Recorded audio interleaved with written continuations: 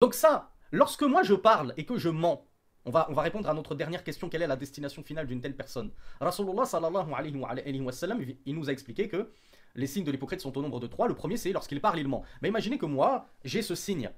Moi, je suis pleinement concerné par ce signe-là. Lorsque je parle, je mens. Est-ce que je suis sorti de l'islam ou je suis toujours dans l'islam? Souvenez-vous ce qu'on a dit tout à l'heure, An-Nifaq al-Akbar, la grande hypocrisie, elle fait sortir son auteur de l'islam et elle le fait résider éternellement en enfer. Mais la petite hypocrisie, eh bien on voit que la petite hypocrisie c'est horrible, c'est abject, c'est un grand péché, mais ça ne fait pas pour autant sortir son auteur de l'enfer. Et comme nous le dit Ismaïl, ça l'expose plutôt au châtiment. Il est sous la volonté d'Allah subhanahu wa ta'ala. Ni on lui garantit le paradis d'entrée de jeu, ni on lui garantit l'enfer d'entrée de jeu. Il est sous la volonté d'Allah subhanahu wa ta'ala.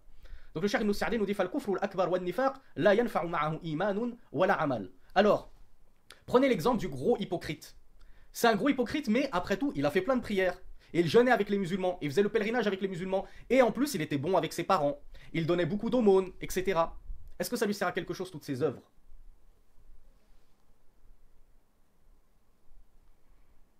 Alors, vous entendez souvent les savants dire, comme nous le dit ici le Cheikh Abdurrahman ibn Sa'di, La yanfa'uhu imanun wala amalun. Qu'est-ce que ça veut dire en arabe? Ça veut dire ne lui profitera ni foi, ni œuvre. Puisqu'il n'avait pas la foi, cet hypocrite et ce mécréant. Donc avoir la foi en certaines parcelles de notre religion, certaines branches de notre religion, à partir du moment où tu n'as pas eu la foi en le minimum syndical, notamment les six piliers de la foi par exemple, etc., eh bien ni foi ni œuvre ne te sera bénéfique. Bénéfique par rapport à quoi? Ça, c'est un point qui n'est pas que même chez Abdourazak ici ne l'a pas abordé, et moi je tiens à l'aborder parce qu'il est très important. Étant donné que c'est une série de cours pour les débutants, je veux que chaque débutant soit à la bayyina min al-amr, qu'il repose sur une clairvoyance concernant ce point de dogme important. Cela ne lui sera pas bénéfique et profitable en quoi que ce soit pour sortir de l'enfer. C'est-à-dire que peu importe le nombre d'œuvres qu'il aura fait, de bonnes œuvres qu'il aura fait, jamais il ne sortira de l'enfer.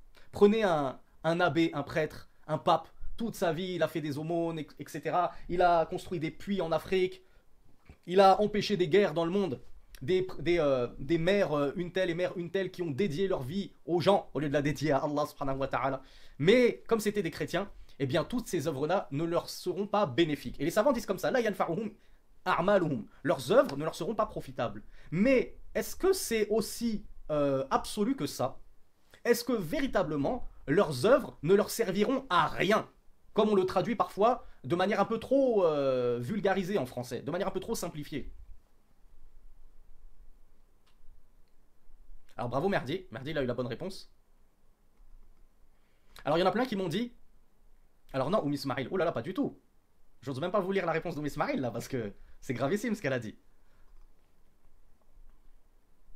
Alors il y en a plein qui m'ont dit qu'ils seront récompensés sur terre. Effectivement, Allah Azzawajal, comme il n'est pas injuste, il peut récompenser leurs bonnes actions en étant bon envers eux et miséricordieux envers eux sur terre. Il peut leur éviter des maladies, des accidents, des choses comme ça. Déjà, le simple fait qu'Allah leur donne l'oxygène, leur donne à manger, à boire, les préserve de la chaleur du soleil en été et de la froideur de l'hiver, toutes ces choses-là, c'est déjà des bienfaits d'Allah. Donc déjà, Allah, il ne leur doit rien, entre guillemets. Mais Allah Azzawajal peut leur ajouter de sa grâce en fonction de ce qu'ils ont fait, eux, de bien sur terre. Mais est-ce que dans l'au-delà, leurs bonnes actions, leurs hasanat pourront leur servir à quoi que ce soit ou leur bénéficier en quoi que ce soit? Eh bien, Shaykh al-Islam ibn Taymiyyah nous a dit, les gens, et là on va faire un petit bond en arrière par rapport à notre cours d'hier. Souvenez-vous, al-hisab. Qui d'entre vous ose ignorer maintenant ce que signifie al-hisab en arabe? Et celui qui l'ignore, il me l'écrit tout de suite. Al-hisab, c'est le compte. Et le jour des comptes, Yaoum al-Qiyamah, le jour de la résurrection, c'est également le jour des comptes. Qu'est-ce qu'on va compter déjà qui nous le rappelle? Qu'est-ce qui sera compté durant ce jour? Globalement, nos œuvres, tout court. Est-ce que, je crois que je vous ai posé la question hier, je ne sais plus si je vous ai posé la question. Est-ce que les kuffars, les mécréants, ils auront un compte? Est-ce qu'Allah Azzawajal va leur régler leur compte? Leur dresser leur compte? Leur demander des comptes? Nous, on a vu, la question, je me rappelle, on l'a posée hier, mais par rapport aux croyants. À quelle catégorie de croyants Allah va demander des comptes? On l'a vu ça. Qui nous le rappelle d'ailleurs? C'est quoi la bonne réponse? À quelle catégorie de croyants? Ah, Lisa Marie, c'est la deuxième soir de suite qu'elle nous donne la même mauvaise réponse. Ce qui prouve que ça n'a pas été assimilé cette question. Et elle est fondamentale cette question. Non, il n'y a pas de honte, ma sœur. Il y a pas de honte. La honte, c'est de ne pas prendre des cours de religion et de passer ses soirées sur Netflix ou à écouter de la musique sur Spotify. Au contraire, vous pouvez être fier de vous, ma sœur. Il n'y a pas de honte à se tromper. Et Inch'Allah, cette troisième fois, ce sera la bonne. Et ça ne sortira plus de votre esprit. Ceux qui rendront des comptes parmi les croyants, ce sont ceux qui ont été injustes envers eux-mêmes, qui ont mélangé des bonnes œuvres avec des mauvaises œuvres. Ceux qui se seront économisés et ceux qui auront précédé tout le monde dans le bien, ils n'auront pas de compte et pas de jugement. Ça, c'est pour les croyants. Mais les incroyants, les mécréants, quel est leur sort? Eh bien, la question elle a été posée à Shaykhul Islam ibn Taymiyyah, rahimahullah. Et il a dit, les savants de Ahlus Sunnah wal Jama'a, donc on n'est pas en train de parler de savants un peu bizarres, non, les vrais savants sunnites sur la vraie doctrine, ils ont malgré tout divergé sur cette question. Il y a des savants qui disent que les koufars n'auront pas de compte, parce que, entre guillemets, leur affaire elle est déjà réglée, et que leurs œuvres ne leur serviront en rien, comme on l'a dit tout à l'heure, ne leur serviront en rien dans le sens qu'elles ne pourront les sauver de l'enfer, et leur donner un ticket de sortie pour l'enfer. Donc, direct pour eux l'enfer. Ça, c'est un groupe de savants. Petit 1. Ils iront en enfer directement, sans compte et sans jugement. Parce que leur jugement, ça y est, c'est déjà cuit pour eux. Mais petit 2, il y a un groupe de savants qui a dit, si ils auront un jugement. Et parmi ces savants qui ont avancé que les infidèles auront un jugement, comme ceux qui auront été injustes envers eux-mêmes parmi les croyants, ils ont dit ce ne sera pas du tout le même type de jugement. Et le Cheikh Ibn Uthaymin, il nous a expliqué quels étaient ces deux types de jugements. Il nous a dit le jugement des croyants qui ont fait du mal envers eux-mêmes, qui ont été injustes envers eux-mêmes, ce sera un jugement allégé, facilité. En quoi il correspondra? Il correspondra au fait que Allah subhanahu wa ta'ala les prendra à part. Déjà, notez-le, Allah il les prendra à part, petit a. Il va pas les afficher devant tout le monde. Au contraire, Allah il va prendre chaque croyant injuste envers lui-même à part, petit a. Deuxièmement, il va lui faire reconnaître ses torts à ce croyant qui a œuvré en mal. Deuxièmement, il va lui faire reconnaître ses torts. Et troisièmement, soit il lui fera miséricorde et il lui dira « Je t'ai caché tes péchés dans la vie d'ici-bas et aujourd'hui je te les pardonne. Je te fais miséricorde et il l'introduira au paradis. » Donc c'est ça. Ou alors, Allah pourra éventuellement, s'il le décide, l'emmener en enfer un certain laps de temps. Mais on va essayer de rester sur cette belle opinion d'Allah qui nous fera miséricorde pour nos fautes. Donc ça, c'est le jugement des croyants, désobéissants, injustes et ainsi de suite. Allah, regardez comme il est miséricordieux et doux envers eux. Il les isole pour ne pas les afficher devant tout le monde. Il leur expose leurs œuvres, leurs mauvaises œuvres notamment. Et il leur dit, tu avais fait ça, est-ce que tu reconnais ceci? Et en tant que croyant, on ne pourra pas mentir et tricher. Allah, on dira, oui Seigneur, je reconnais, j'ai fait ceci. Et alors Allah, Inch'Allah, il nous dira, je t'ai caché ce péché dans cette dunya et aujourd'hui, je t'en fais grâce, je t'en fais miséricorde et il nous fait rentrer au paradis. Ça, c'est pour les croyants. Mais les infidèles, vous pensez que ça va se passer comme ça? Vous pensez que c'est le même compte, super doux, super clément, super soft? Non. Cheikh Ibn Uthaymin, il nous dit, les infidèles, Allah, il va leur rendre des comptes en public, devant tout le monde. Donc il va les afficher, premièrement. Devant tout le monde, il va les afficher. Deuxièmement, il va leur exposer tous leurs méfaits. Et imaginez les méfaits des infidèles. C'est pas juste l'infidèle, il a tué un tel, il a volé un tel, etc. Ça va être, je t'ai nourri, je t'ai donné un toit, je t'ai donné des vêtements pour t'abriter du froid, et tu n'as jamais fait une seule prière, une seule prosternation, un seul jeûne, jamais tu n'as donné l'aumône, jamais tu n'as visité ma maison, Al-Kaaba, etc. Allah Azza wa Jal, il va leur tenir rigueur pour toutes les obligations de l'islam qu'ils ont délaissées. Eh oui, les koufars ils pensaient que c'était trop facile, il suffit d'être mécréant pour ne pas être tenu par les obligations de l'islam. Donc moi en tant que femme, je suis mécréante, je suis pas concerné par le voile. Sur terre, nous en tant que juge islamique, on va pas te punir parce que sur notre terre d'islam, t'as par exemple pas jeûné. Mais Yawm al-Qiyamah, Allah Azza wa Jal, il va punir les infidèles pour tout ce qu'ils ont manqué d'obligations religieuses. Si nous les croyants injustes, Allah il va nous demander des comptes, pourquoi t'as pas jeûné? Pourquoi depuis que tu étais pubère, t'as pas prié? Et ainsi de suite. Pourquoi, toi, ma servitrice, tu ne portais pas le voile? Vous pensez qu'il va laisser les infidèles et nous s'acharner sur nous? Absolument pas. Donc sinon, il va nous demander des comptes pour le non-respect des injonctions divines. Que penser des infidèles? Il va leur demander des comptes pour tout ce qu'ils ont délaissé d'obligations, tout ce qu'ils ont commis de haram et tout le mal général qu'ils ont fait dans leur vie. Et enfin, troisièmement, ces œuvres-là, de bien qu'ils auraient éventuellement faites.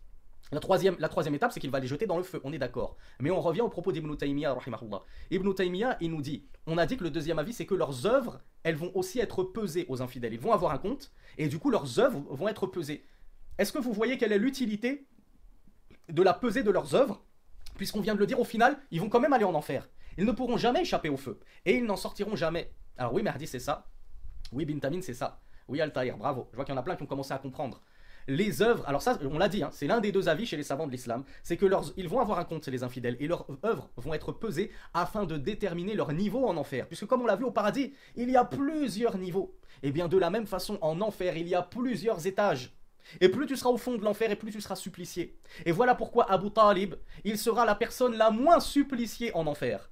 Et vous savez c'est quoi son supplice? Abu Talib, c'était l'oncle paternel du prophète sallallahu alayhi wa sallam, le frère du père du prophète sallallahu alayhi wa sallam. Depuis l'avènement de la messagerie du prophète sallallahu alayhi wa sallam, il n'a cessé de défendre le prophète, de défendre les musulmans, limite de défendre l'islam. Mais malgré tout, alors qu'il était à deux doigts d'embrasser l'islam et de rejoindre son neveu, le prophète sallallahu alayhi wa sallam, dans la foi, à cause de suhba, la suhbatu sou, la mauvaise compagnie, notamment de ses frères, qui lui enjoignaient: vas-tu donc mourir sur autre que la religion de ton père, Abdul Muttalib? Et donc Abu Talib a dit, et il est mort là-dessus: je meurs sur la religion de mes pères, c'est-à-dire sur l'idolâtrie. Donc, malgré tout le bien qu'il a fait pour le prophète et l'islam, le prophète n'a pu intercéder en sa faveur, en faveur de son oncle, que pour diminuer son châtiment.